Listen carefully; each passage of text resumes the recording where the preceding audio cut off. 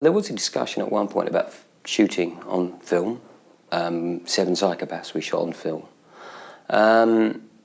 I knew we had a lot of night work, and a lot of fire stuff to shoot. There's a lot of 2 big fire scenes, and fire's difficult. You've got to get the exposure of that right. Getting the exposure of fire. You need to expose that the fire has colour, but you still need to hold information outside of the fire. So I knew it was going to be helpful to have a good idea of what that was on set. So that pushed me towards a digital.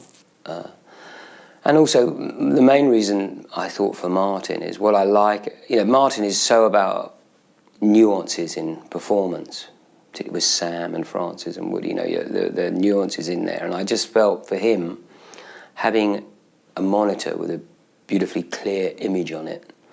Because a lot of what Martin wants to do, I knew a lot of the film was going to be about characters, so a lot of the film was going to be played in close-up. So I knew for him that having a really good monitor with a really good image on it would be very helpful. The Alexa is my digital camera of choice. It has been since it came out. Lighting location films is very different to a studio picture, because studio picture you're creating from nothing into, but very much when you're on a location film, you have to embrace what's there, and it's a mistake to fight against what's there. They're extreme characters, and the dialogue is so profane and so sort of poetic. Do people really talk like that? So it felt to me these characters are so extreme that everything needed to be grounded for it to become something that you'd buy into. So I felt it had to be a very natural approach. So I wasn't trying to create, sort of expressionistic or, I didn't want the cinematography to be a statement. I didn't want people to be looking at the cinematography. So I kept it very natural. Yeah, and I always used a lot of ARRI lights.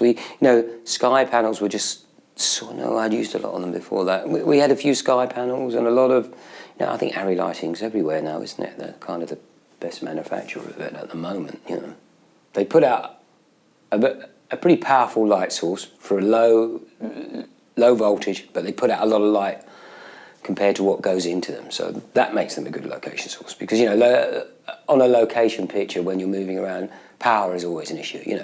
How big a generator can you get there? Or can you get a generator there? A lot of times when you're on a location picture, you can't get a generator where you need it to be.